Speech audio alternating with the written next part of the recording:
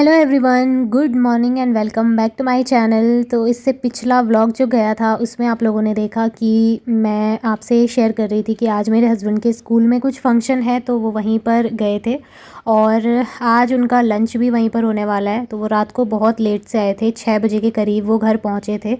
तब तक मेरे पास काफ़ी ज़्यादा टाइम था। इन्होंने मुझे सुबह ही बता दिया था कि आज मैं काफ़ी लेट से आऊँगा, क्योंकि जब स्कूल में ऐसे कोई भी फंक्शन रहता है ना, तो लेट अपने आप ही हो जाता है। तो मैंने कहा चलो आज मेरे पास काफ़ी सारा टाइम है, खाना भी मेरा बना हुआ है, तो मैं आज अपने रूम की, इस वाले रूम की मतलब काफ़ी अच्छे से सफाई करने वाली हूँ।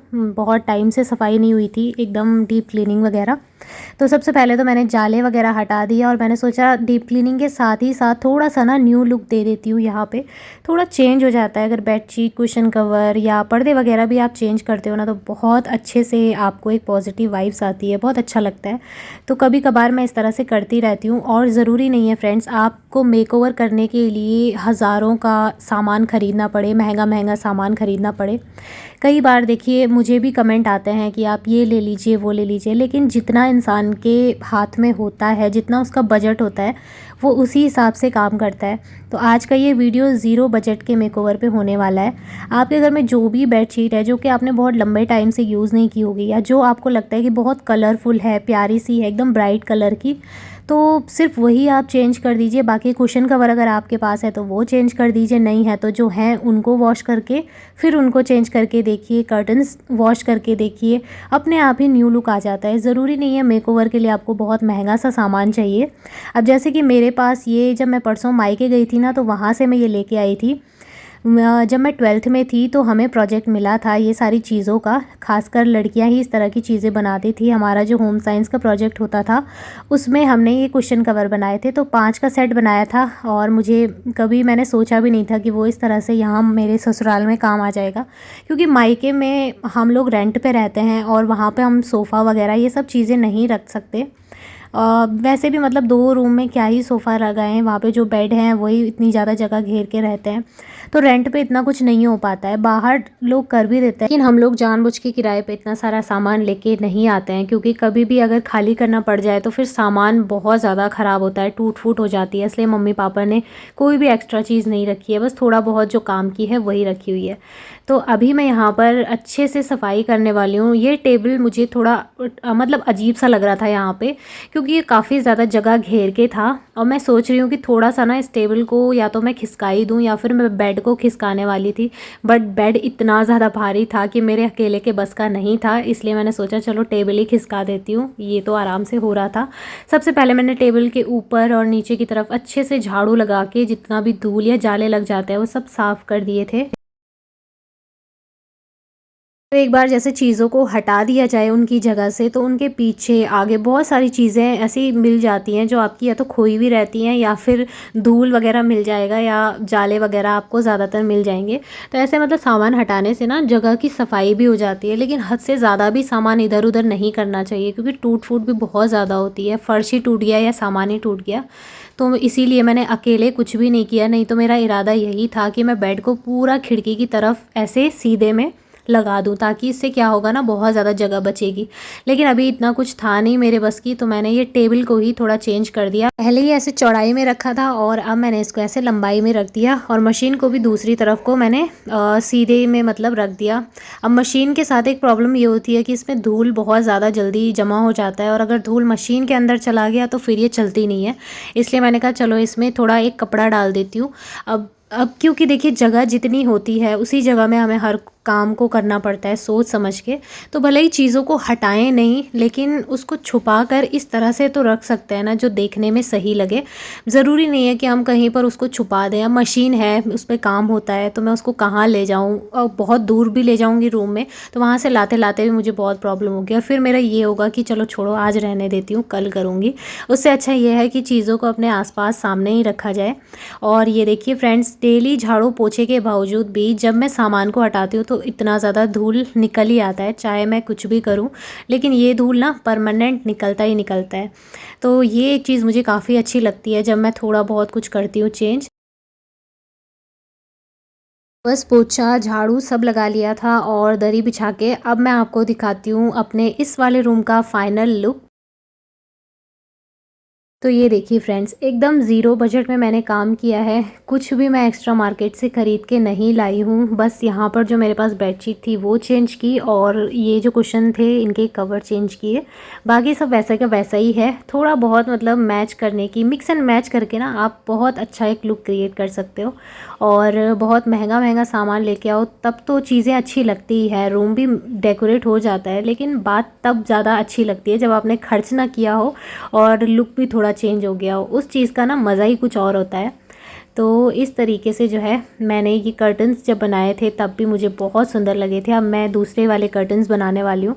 तो ये मैंने साड़ी से बनाए थे और बहुत अच्छे लगते हैं यहाँ पे। विंटर के लिए तो नहीं सही होते हैं, लेकिन समर सीज़न के लिए काफ़ी अच्छे होते हैं।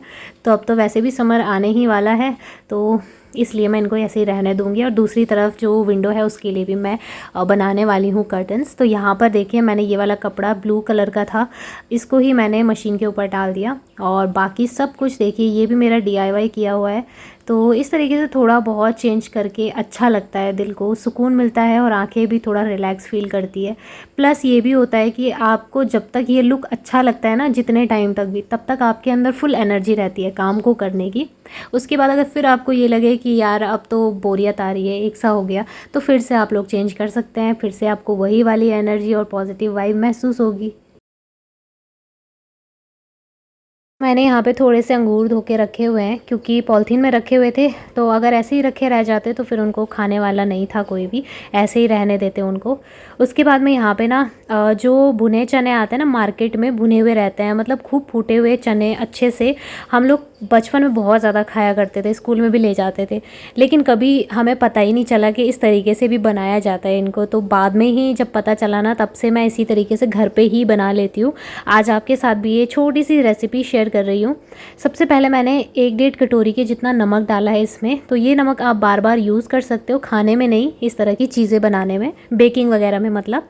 तो कढ़ाई में डाल दिया, लोहे की कढ़ाई हो, मतलब ऐसी कढ़ाई होनी चाहिए जो एकदम से गर्म हो जाए खूब अच्छे से। तो नमक डालने के बाद जैसे ही नमक गर्म हो गया था, उसमें मैंने मुट्ठी भर के ये चने डाल दिए थे। इनको कुछ नहीं करना है, भिगोना भी नहीं है और ना ही तो कुछ, डायरेक्टली आप डाल सकते हो। तो ये एकदम ऐसे जब छोड़ दोगे ना, ऐसे दबा के रख के, तो ये काफ़ी अच्छे से फूट जाते हैं। और इसका एक बेनिफिट ये होता है कि कई सारे लोगों को मैंने देखा है वो तेल में पकाते हैं, लेकिन तेल में पकाने से फिर बात ही नहीं होती कुछ, क्योंकि अगर आपको कुछ हेल्दी खाना है और उसको तेल में बना के खा रहे हो तो फिर वो हेल्दी नहीं होता कहीं से भी। इस तरह से बनाएंगे ना बिना तेल घी के, तो ये हेल्दी भी होंगे, प्लस आपकी बॉडी में इनकी एनर्जी भी आपको मिलेगी। तो आप लोग देख सकते हो कैसे ये फूट रहे हैं, बिल्कुल जैसे मार्केट के होते हैं ना वैसे ही होते हैं। बस एक चीज़ का आपको ध्यान रखना है, ओवर हीट नहीं करना है इस नमक को। अगर नमक ओवर हीट हो जाएगा या फिर चने बहुत ज़्यादा देर तक आप उसमें छोड़ दोगे, चलाओगे नहीं, तो वो क्या होगा ना, नमक की गर्माहट बहुत तेज़ होती है, उससे वो चने जल जाते हैं। तो बीच में एक बार मुझसे भी ये गलती हो गई थी, मैं चने छोड़ के फ़ोन उठाने चली गई थी, किसी का फ़ोन आ गया था बीच में, तो मैं फ़ोन उठाने अंदर भाग गई और बीच में चने जो है जल गए थे हल्के हल्के से। तो आप ये गलती ना करें, बहुत देर तक ना छोड़ें। अगर आपको लगे कि कढ़ाई एकदम से गर्म हो रही है तो फ्लेम को जो है बिल्कुल स्लो कर दीजिए और ऐसे चनों को ना दबा के ही रखना। तो ये देखिए यहाँ पे हल्के हल्के से ना चने जल भी गए थे। तो फिर उसके बाद मैंने इस वाले, क्या बोलते हैं इसको, जो पूरी निकालने के लिए छलनी होती है, यही बोलते हैं शायद, तो इससे निकाल दिया था। आप किसी भी कड़छी से या इस तरह की जो छलनी होती है जिससे नमक नीचे बैठ जाए और चने निकल आए, उससे आप कर सकते हैं। कड़छी में भी जैसे वो होती है ना छेद वाली कड़छी, तो उससे भी हो जाएगा, पर मेरे पास नहीं थी तो मैंने इसी से किया। और इसी तरीके से देखिए थोड़ा थोड़ा करके आपको डालना है और अपने आप देखेंगे कि चने फूटने लग जाएंगे। तो ये देखिए फ्रेंड्स, घर में बनाइएगा इनको और ज़रूर अपने बच्चों को भी खिलाइएगा, क्योंकि हम तो अपने बचपन में बहुत अच्छे से खाते थे इनको, मज़ा भी आता था, एकदम एक स्नैक्स की तरह हो जाते हैं। तो आप लोग इनकी आवाज़ें सुन सकते हो, कितने अच्छे से कुरकुरे पके हैं ये। थोड़े बहुत मैंने जला भी दिए हैं, लेकिन आप मत जलाइएगा। और अभी उसके बाद जो है शाम का ये व्लॉग है। फिर उसके बाद कुछ था नहीं, तो मैं बैठ के पढ़ाई कर रही थी और इतना ज़्यादा बोर हो गई थी ना, क्योंकि अकेले अकेले वाकई में घर में बोरियत बहुत ज़्यादा आती है। तो बैठे बैठे बहुत बोर हो गई थी। तो आज मेरे यही काम चल रहे थे, कभी मेकओवर कर दिया, कभी चने फ्राई कर दिए, मतलब ये भून लिए। तो ऐसे ही मेरा टाइम निकल गया, शाम का टाइम हो गया था। फिर हस्बैंड आ गए थे, उनके लिए थोड़ी सी चाय बनाई मैंने। और यहाँ पर बना रही हूँ अभी दाल। तो दाल में लगा दिया मैंने तड़का। ये मसूर मसूर की दाल बना रही हूँ, बहुत टाइम के बाद बन रही है क्योंकि रोटी के साथ ना आजकल सर्दियों में चल जाती है लेकिन गर्मियों में दाल नहीं चलती है। तो बस उसके बाद यहाँ पर आज देखिए, जैसे मैंने बोला ना आज मेरे पास इतना ज़्यादा टाइम है, मैं सुबह खुश हो गई थी कि चलो आज एक दिन की मुझे छुट्टी मिल गई काम की। लेकिन ऐसे सोचते सोचते मैं आज आलस में पड़ी रही, बर्तन जमा होते रहे, सिंक में होते रहे, और आप देख सकते हो पहली बार आपको मेरे किचन के काउंटर पे इतने ज़्यादा बर्तन दिख रहे होंगे। मतलब मैं ऐसा कभी करती ही नहीं हूँ, मेरे हाथ थोड़ा सा भी कोई ग्लास कटोरी गंदी हो गई तो मैं उसको तुरंत धो लूँगी, ऐसा नहीं है मैं सिंक में जमा करके रखूँगी। लेकिन आज पहली बार ऐसा हुआ है कि अपने आलस के चलते मैंने ये काम किया और लास्ट में जो है ना पूरे दिन भर का आराम मेरा ज़ीरो में मिल गया। तो ऐसा कभी नहीं करना चाहिए। आज मैंने बहुत बड़ी बेवकूफ़ी की, आराम से बैठी रही पूरे दिन, जितने भी होते रहे चाय के ग्लास कप वगैरह सब जमा करती रही। और मैंने सोचा चलो आज मैं भी देख लेती हूँ क्या होता है, कैसा लगता है इतने सारे बर्तन एक साथ धो के। तो खैर कोई नहीं, आज ही मुझसे ये गड़बड़ हुई है, वरना तो मैं हमेशा धीरे धीरे धोती ही रहती हूँ। तो उसके बाद जो है मेरे हस्बैंड आ गए थे और मैंने रात का डिनर बना लिया था। उनको एक्चुअल में आज कफ़ कोल्ड हो गया है, पता नहीं क्या हुआ, अभी मौसम चेंज हो रहा है ना जैसे, तो कफ़ कोल्ड हो ही जाता है। तो प्लीज़ आप लोग जैसे घर में अपने बच्चों को या बड़े भी हैं तो एकदम से ना ये सर्दियों वाले जो स्वेटर है या वुलन की जो भी चीज़ें हैं एकदम से मत उतारिएगा। जब हम एकदम से उतार देते हैं ना तो शरीर बर्दाश्त नहीं कर पाता है उस चीज़ को, क्योंकि वो पहले तो अंदर से गर्म रहता है, उसके बाद बाहर की ठंडी हवा जब हमें लगती है तो फिर वो ठंडा हो जाता है, शीत गर्म जिसको बोलते हैं, उसी से हमें जुकाम हो जाता है, बुखार आता है। और फिर ये जो वायरल चलता है ना जुकाम बुखार का, ये इसी सीज़न में ज़्यादा चलता है, या तो सर्दियों के चलेगा या फिर गर्मी से सर्दी की तरफ का चलेगा। तो मैं जब मुझे गर्मी भी लगती है मैं तब भी स्वेटर नहीं निकालती हूँ, मैं तब निकालती हूँ जब बहुत ज़्यादा पसीना आए या बहुत गर्मी स्टार्ट हो जाए तब। तो ये चीज़ आप भी ध्यान रखें, एकदम से बच्चों के या अपने भी स्वेटर वगैरह ना संभालें, क्योंकि आजकल बहुत भयानक वाला बुखार हमारे यहाँ पे तो चल ही रहा है, सभी को आ रहा है। तो मैं तो नहीं करती हूँ ऐसा, इसलिए मैं ठीक रहती हूँ। बाकी मेरे हस्बैंड ने भी वैसे ही किया, स्वेटर नहीं पहनी और सीधे ऐसे ही शर्ट पहन के चले गए। मैंने उनसे बोला भी था लेकिन उन्होंने बात नहीं मानी, तो फिर उन्हें जुकाम और बुखार हो गया। अभी खाना जल्दी बना रही हूँ, उनका तो मन भी नहीं कर रहा था बुखार में, लेकिन फिर ठीक रहता है, मतलब रोटी खा के फिर ही दवाई खाओ तो अच्छा रहता है। उसके साथ ही हस्बैंड यहाँ पर लेके आए थे ये पेस्ट्री, चॉकलेट वाली, बहुत टेस्टी होती है, मुझे बहुत अच्छी लगती है, इसलिए वो ले आए थे। तो चलिए फ्रेंड्स, आज के इस छोटे से वीडियो को मैं यहीं पर एंड करती हूँ। उम्मीद करूँगी आज का ये वीडियो आप लोगों को पसंद आया होगा। वीडियो पसंद आए तो वीडियो को लाइक और मेरे चैनल को सब्सक्राइब ज़रूर करें।